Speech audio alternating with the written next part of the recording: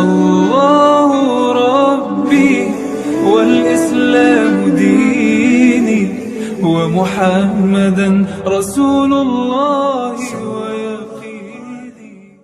Apa kata Abu Hurairah radhiyallahu anhu, aku mendengar Nabi SAW bersabda, di antara tanda-tanda dekatnya hari kiamat itu adalah, dalam hadis ini ada 5. Yang pertama, yataqarabuz zaman. Zaman, masa, waktu makin pendek, makin singkat, makin tak terasa. Dulu nampak budak-budak, sekarang udah jadi mak budak-budak. Dulu nampaknya lama zaman masa ini, sekarang cepat saja. Dari pagi ke petang, petang ke pagi, pagi ke petang, petang ke pagi. Bahkan sekarang ada pula orang yang tak tahu petang, tak tahu pagi. Pagi tidur, petang tidur. Tak terasa saya ini sudah 8 kali datang ke Kuala Lumpur. Awal-awal sekali 2014, 2015, 16, 17, 18, 19, 20. Sudah kali yang ke-7. Saya datang setahun sekali saja, setiap bulan Februari. Bulan Februari datang, rupanya dah yang ke-7 kali bulan Februari. Ini saya bagi tahu supaya kita semua faham. Saya datang bulan Februari, supaya tak datang balik, datang balik, datang balik, datang balik. Sekali datang dari tarikh 2 hingga 9, pusing, pusing, pusing, pusing, balik. Rupanya sudah kali ke-7, ke-8 kali datang menyampaikan tazkirah. Tak terasa. Dulu saya datang kemari belajar di UKM tahun 2003, sekarang sudah 2020, 17 tahun. Tak terasa. Yataqarabuz zaman. Tanda-tanda kiamat, fitnah akhir zaman sudah dekat adalah yataqarabuz zaman, kata Nabi SAW. Waktu tak terasa. Tak terasa. Tak terasa dah engkau dah datang aja. Tak terasa waktu begitu cepat, engkau sudah datang saja nak menagih hutang, kata. Orang berhutang ni pun rupanya tak terasa juga orang datang. Yang memberi pinjaman pula terasa lama betul. Apakah beza antara 5 minit dulu dengan 5 minit sekarang? Sama. Apakah beza antara 24 hours, 24 jam dulu dengan 24 jam zaman Nabi dengan 24 jam zaman sekarang? Sama. Tak ada beza. Mataharinya sama, bulannya sama, buminya sama. Yang berkeliling mengelilingi matahari sama. Apa yang membuat berbeza? Apa yang membuat zaman itu yataqarabuz zaman? Ada hal-hal yang membuat kita sibuk. Dulu tak ada google.com, dulu tak ada Facebook, dulu tak ada Twitter, dulu tak ada BBM, dulu tak ada Instagram. Sekarang waktu habis.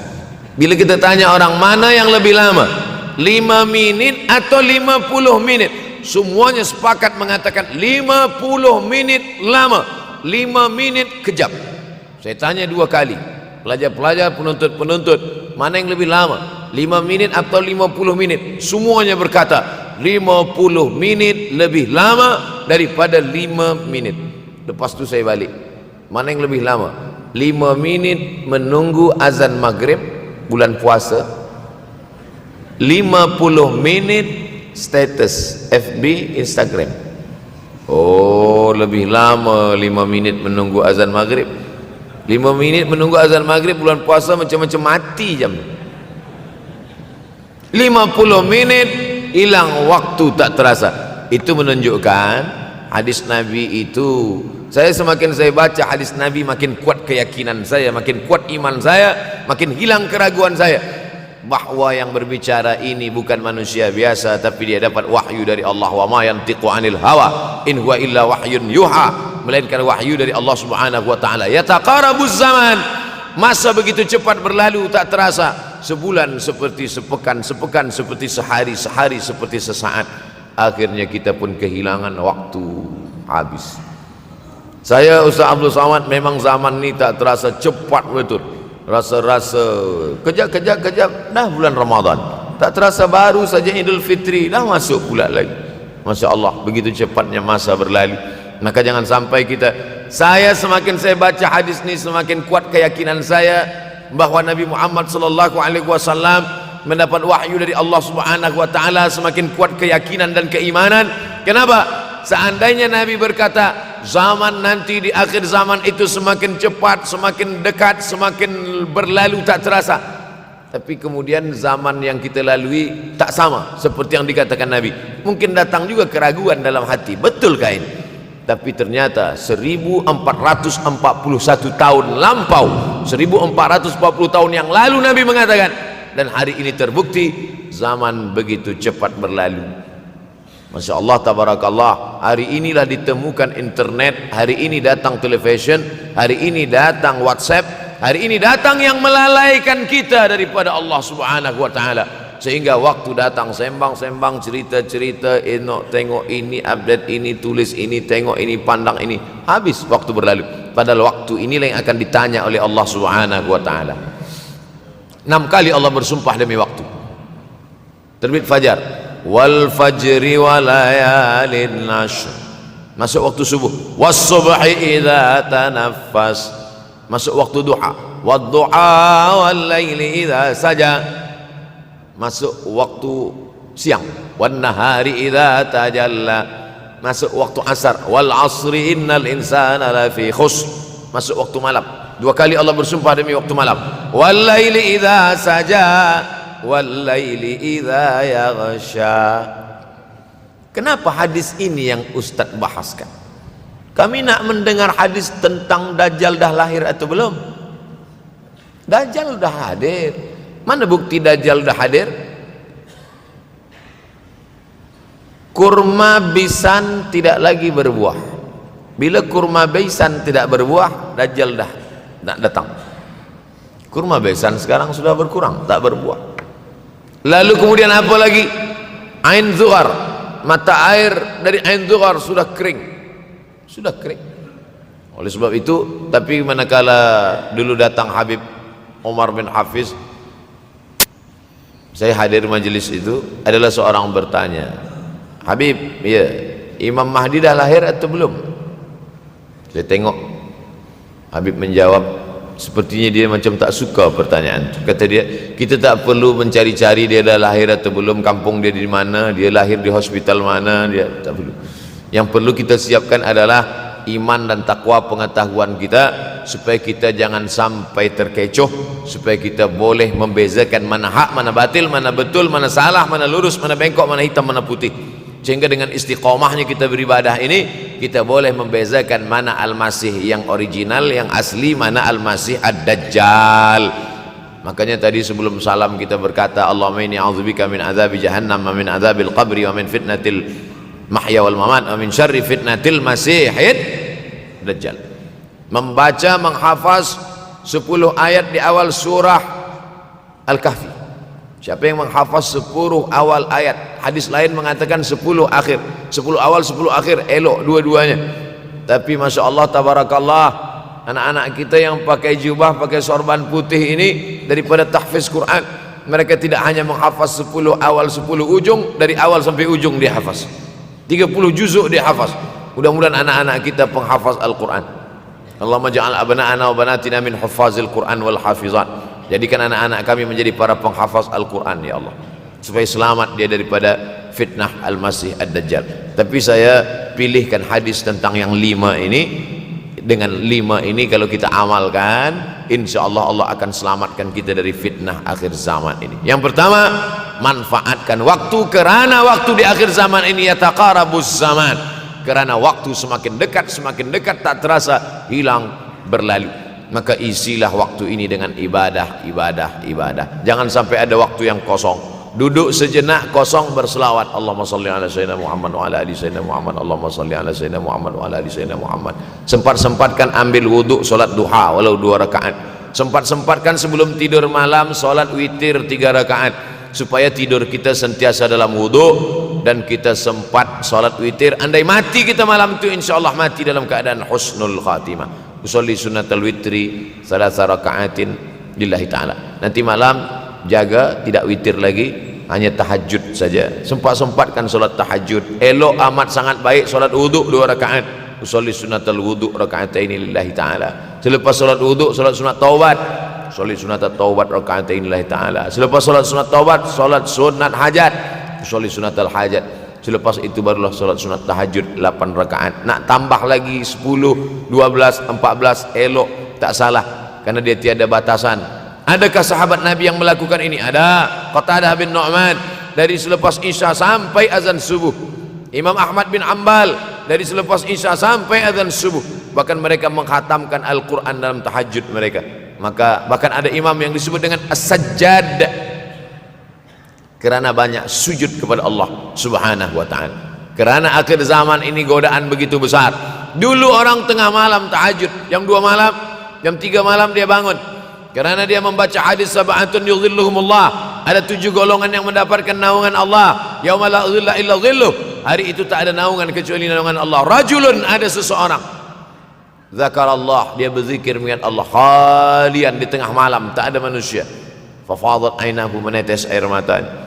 Maka yang pertama ini, jangan sampai kita kehilangan waktu, kerana waktu, al-waktu kasaif, waktu ini seperti pedang, illam taqta'hu qata'aka, kalau tidak kau patahkan dia. Kalau kau dapat pedang, patahkan, sebab kalau tidak kau patahkan, dia yang akan memotong engkau, mematahkan tulang-tulang engkau. Waktu ini kalau tidak kita manfaatkan, kita akan ditanya tentang waktu, kemana saja waktu yang sudah kau pakai. Inna sam'a, pendengaran, wal basar, penglihatan, wal fuad, hati, kullu ulaika kana anhu mas'ula, semua akan disoal, semua akan diminta tanggung jawab di hadapan Allah. Kemana waktu yang sudah aku bagi dulu engkau pakai? Yang pertama nanti ditanya, la tazulu qadama 'abdin yaumal qiyamah, kaki anak Adam tidak akan bergeser, tidak akan beralih dari tempat tegaknya pada hari kiamat, hatta yus'al, sampai dia disoal, sampai dia ditanya. La tus'alunna yauma idzin 'anin na'im, banyak yang akan ditanya nanti, tapi Nabi bagi tahu di antara yang akan ditanya dari sekian banyak nikmat itu 4. Yang pertama, an umrihi fima afnah, umur kemana engkau habiskan. Hari ini ada anak-anak muda belia umurnya 17 tahun. 17 tahun habis menghafaz Al-Quran. 17 tahun habis iktikaf dalam masjid. 17 tahun habis berzikir, berjubah, bersorban, mengabdikan ilmu, berkhidmat kepada ulama. 17 tahun habis. Tapi ada pula yang dibalik, 71 tahun habis. Rumah, office, kopi, rumah, office, kopi, rumah, office, kopi, batuk, mati, habis. Apa yang dapat kita bawa menghadap Allah SWT? Yang pertama, yataqarabuz zaman. Yang kedua adalah wa yanqusul ilmu semakin berkurang. Kalau sudah ilmu berkurang, apa yang bertambah? Jahil. Kalau ilmu bertambah, jahil berkurang. Kalau ilmu berkurang, jahil bertambah. Mana ada orang jahil cakapnya didengar orang? Saya dulu awal-awal membaca hadis ini, wa yanqusul ilmu berkurang, jahil bertambah. Rasanya tak mungkin, tak logik, tak masuk akal. Mana ada orang tak berilmu cakap dia didengar? Sekarang baru saya faham. Dulu orang tak berilmu ditinggalkan orang. Sekarang orang tak berilmu, asal dia pandai berbicara, dia akan didengar orang. Bahkan orang jahil pula punya channel. Apa namanya? Jahil.com. Orang jahil punya channel, banyak pula follower dia daripada follower kita, banyak pula viewer dia daripada viewer kita. Sebab apa? Sebab yang menyaksikan tiada berilmu, yang berbicara tiada ilmu. Oleh sebab itu maka kita galakkan menuntut ilmu di majlis-majlis ilmu. Untuk apa Abdul Somad sudah berumur 43 tahun pun masih pergi juga lagi ke Sudan belajar? Apa yang nak dicari ini? Tak lain tak bukan, mudah-mudahan kita termasuk orang yang sampai akhir hidupnya mencari ilmu, insyaAllah. Saya datang kemari bukan niat mengajarkan ilmu, saya datang ke Malaysia tetap niatnya belajar mencari ilmu. Man salaka tariqan, siapa yang melangkahkan kaki melalui suatu jalan, yaltamisu fihi ilman, siapa yang melalui suatu jalan niatnya untuk mencari ilmu, sahalallahu lahu bihi tariqan ilal jannah, dimudahkan Allah jalannya menuju surga. Innallaha la yantazi'ul ilma intiza'an. Innallaha la yanzi'ul ilma intiza'an. Allah kalau mencabut ilmu, bukan macam mencabut pokok kayu dari tanah. La yantazi'ul ilmu intiza'an. Allah tidak mencabut ilmu macam mencabut pokok kayu dari tanah hingga ke akarnya, enggak. Lalu bagaimana ilmu ini dicabut? Biqabdil ulama. Dengan matinya ulama, maka habislah ilmu. Meninggal Imam Syafi'i, berkurang ilmu. meninggal Imam Nawawi berkurang ilmu, meninggal Imam Fulan berkurang ilmu. Maka yang hadir adalah al-juhala. Yang lebih menakutkan lagi adalah al-juhala bi thawbil ulama, orang jahil dengan pakaian ulama. Abdul Somad tidak mengatakan dirinya ulama. Saya selalunya membacakan ayat Quran, membacakan hadis Nabi, menyampaikan fatwa ulama. Tak pernah saya berceramah, bertausiah menurut saya. Siapa saya? Siapa kita? Syafi'i manusia, saya manusia. Syafi'i boleh berfatwa, saya juga boleh berfatwa. Imam Syafi'i berfatwa Al-Quran 30 juzuk dalam kepala dia. Kita juzuk 30 pun kadang-kadang hilang. Imam Syafi'i balik dari masjid ke rumah, dia tutup telinga. Datang orang bertanya, Syafi'i, ya, kenapa engkau tutup telinga? Sebab bila aku dengar dari masjid ke rumah, semua yang aku dengar masuk tu semua aku ingat. Aku takut dia ingat di dalam, maka aku tutup. Kita yang saya sampaikan tadi pun tak ingat. Oh, ustaz mengejek kami, enggak. Jangankan yang mendengarkan, yang bercakap pun tak ingat. Nasib baik datang orang Jepun mengingatkan kita. Nah, ini nama dia Sony. Manusia ini lupa. Oleh sebab itu maka yang kedua, akhir zaman, wayang kusul ilmu, ilmu makin kurang. Maka bersyukur anak-anak yang dimasukkan ke rumah tahfiz. Kalau ada rumah tahfiz di kampung biasa, kalau ada rumah tahfiz di desa, dusun biasa, tapi ada tahfiz di tengah kota besar Kuala Lumpur, masih ada lagi rumah tahfiz Quran. Siapa yang mewakafkan rumah tahfiz? Siapa yang memberikan beras?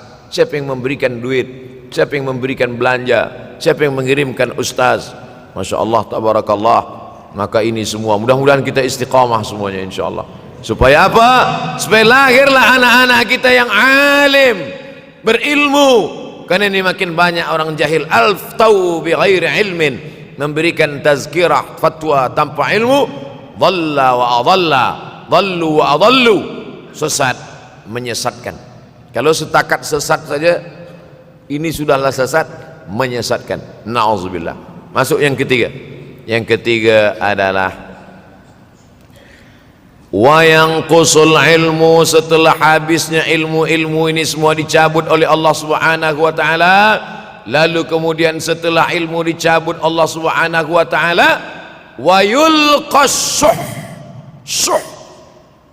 Wa may yuqashuh, sin dengan hak kecil.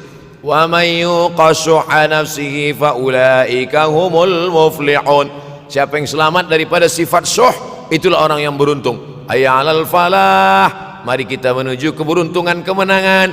Siapa orang yang menang? Selamat daripada sifat syuh. Ada orang menerjemahkan syuh ini pelit, bakhil. Bakhil ada yang lebih parah daripada bakhil. Syuh.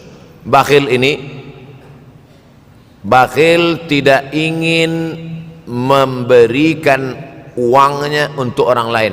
Itu bakhil. Dia ada uang 10 ringgit, uang itu hanya dia makan saja, dia tak mau walaupun setengah sen kepada orang lain. Itu namanya bakhil. Kalau syuh ini, duit dia simpan, duit orang pula dia makan. Nah, itu syuh. Jadi lebih parah lagi. Oleh sebab itu kalau sudah ilmu ini dicabut, orang menjadi jahil, maka datang penyakit syuh yang ketiga. Apa itu syuh? Hubbud dunya, hubbul mal, wa tuhibbul mala hubban jamma. Engkau sayang kepada harta, amat sangat sayang. Dia pegang semuanya sampai tak meleleh, tak menetes walaupun satu tetes. Akhirnya mereka inilah pendusta-pendusta agama. Ara'aital ladzi yukadzibu biddin, tahukah kamu siapa itu yang mendustakan agama? Fadzalikal ladzi yad'ul yatim, mereka itu yang membiarkan anak yatim. Wala yahuddu ala ta'amil miskin, dia tidak mempedulikan makanan orang miskin. Sebab apa? Bukan sebab tak ada harta, sebab syuh. Kenapa syuh? Sebab tak ada ilmu. Tak ada ilmu tentang akhirat. Dia pegang, dia simpan, mati, habis.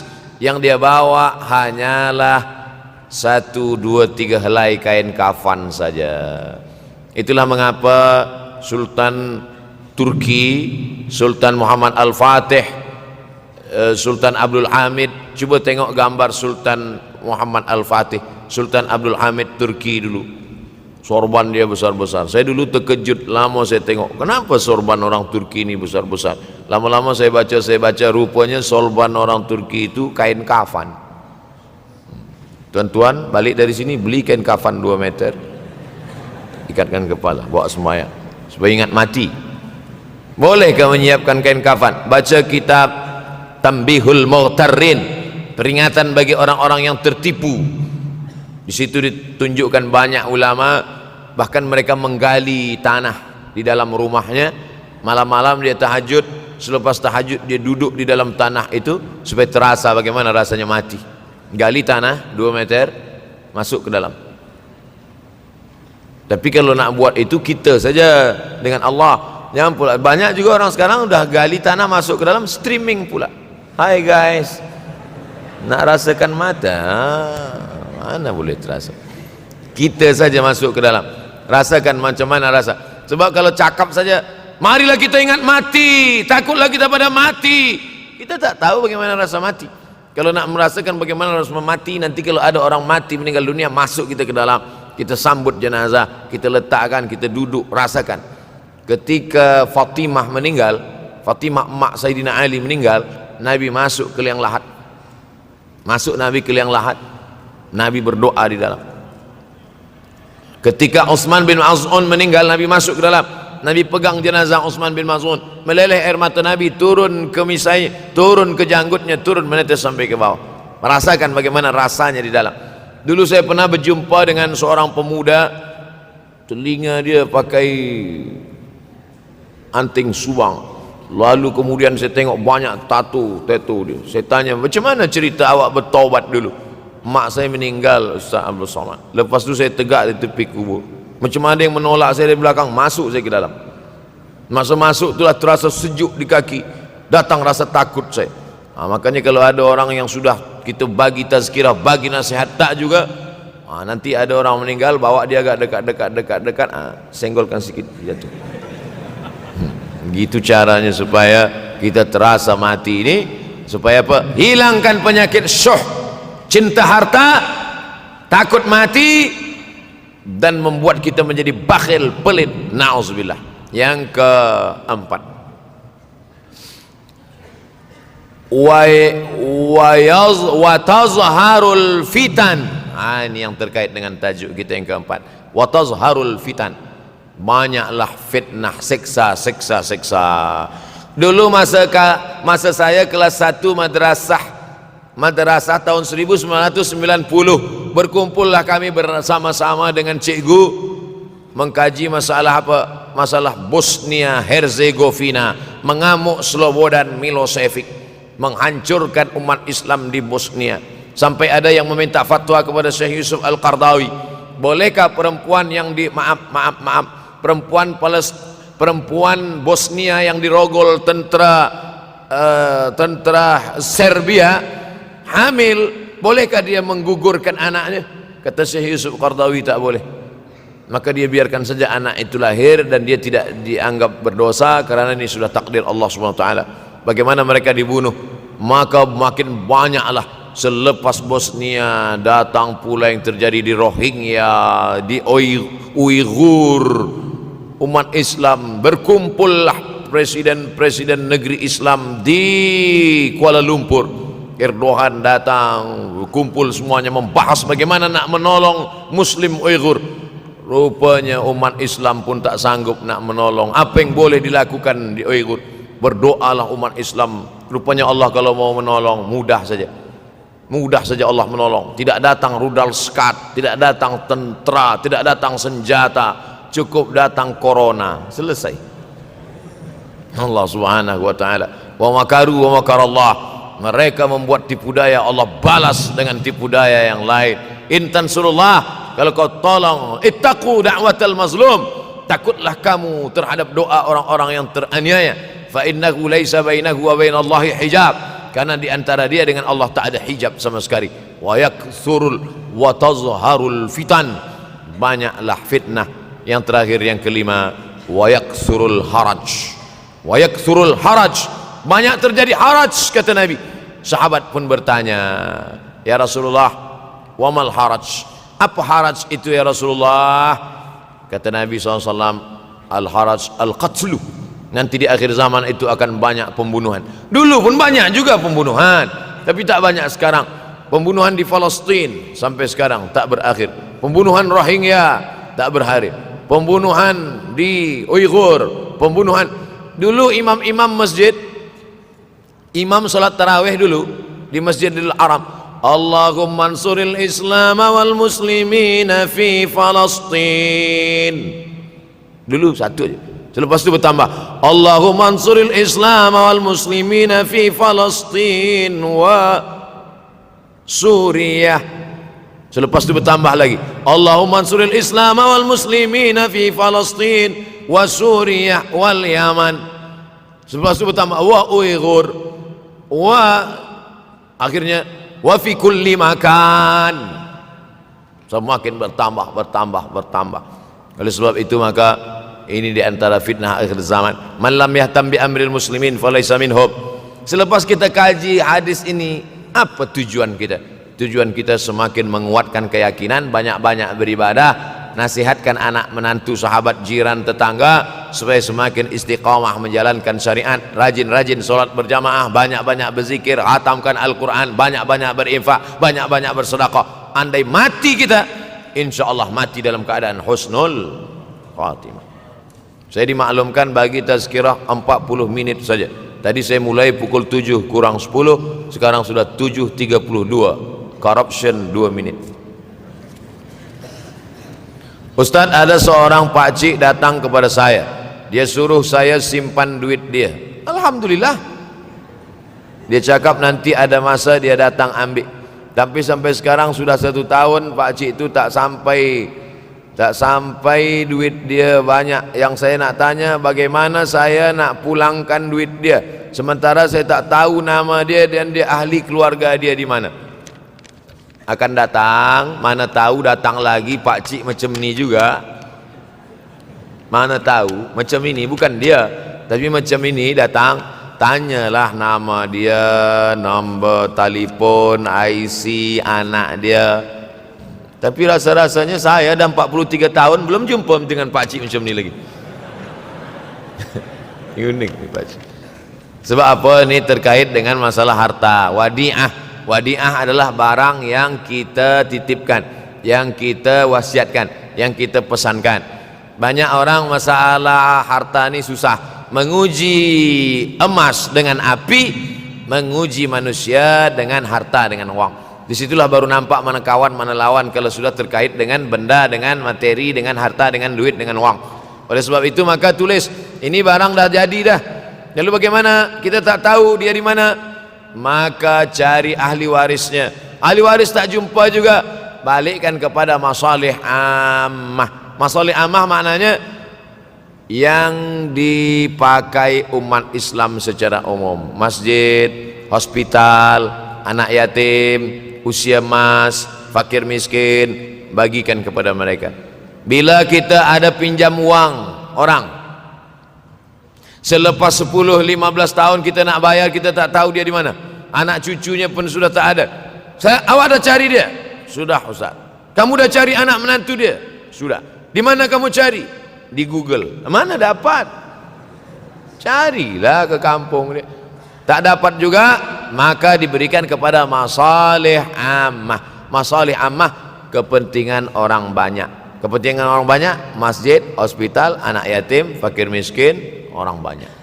Bolehkah saya bagi ke tahfiz? Boleh. Sebab tahfiz juga masalih ammah, orang banyak. Saya Fulan bin Fulan. Sekarang sudah terjadi banyak tanda-tanda kiamat kecil.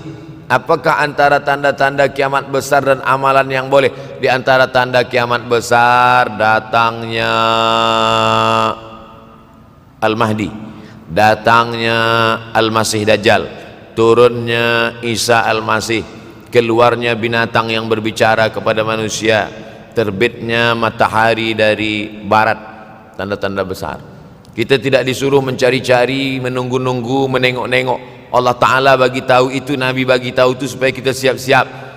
Kalau kita dibagi tahu kamu akan mati, Abdul Somad kamu akan mati, bukan saya nak cari-cari bila saya mati. Lalu kemudian saya datang ke dokter, dokter tolong cek jantung saya, kira-kira tahun berapa saya mati. Bukan. Bila kita diberitahu kamu akan mati, maka yang perlu kita siapkan adalah bekal untuk mati. Begitu juga dengan kiamat ini. Dunia akan kiamat. Bukan kita cari tahu bila kiamat akan terjadi, tapi maknanya kita siapkan bahwa rumah kita yang besar akan hancur, bahwa kereta kita yang cantik akan hancur, bahwa kita pun akan hancur dimakan cacing tanah. Maka siapkanlah bekal untuk menghadap hari kiamat. Itu maknanya. Yas'alunaka 'anis sa'ati ayyana mursaha. Mereka bertanya kepadamu bila hari kiamat. Qul la ya'lamuha illahu. Yang tahu hanya Allah sahaja. Manakala Nabi sedang sampaikan tazkirah, ada seorang bertanya, "Ya Rasulullah, mata sa'ah? Bila terjadi hari kiamat?" Nabi tak ada jawab. Nabi tanya balik, "Ma'adatlaha?" Nabi tak jawab. "Ma'adatlaha?" Apa yang kamu siapkan untuk menyambut hari kiamat itu? Apa jawab dia? "Hubbullah wa rasul. Hubbullahi wa rasulih." Aku cinta kepada Allah dan Rasulullah. Kata Nabi SAW, cintamu kepada Allah dan Rasulullah SAW sudah menyelamatkanmu. Maka yang perlu dari pertanyaan jamaah kepada Nabi itu menunjukkan apa yang sudah kita siapkan untuk menghadapi hari kiamat.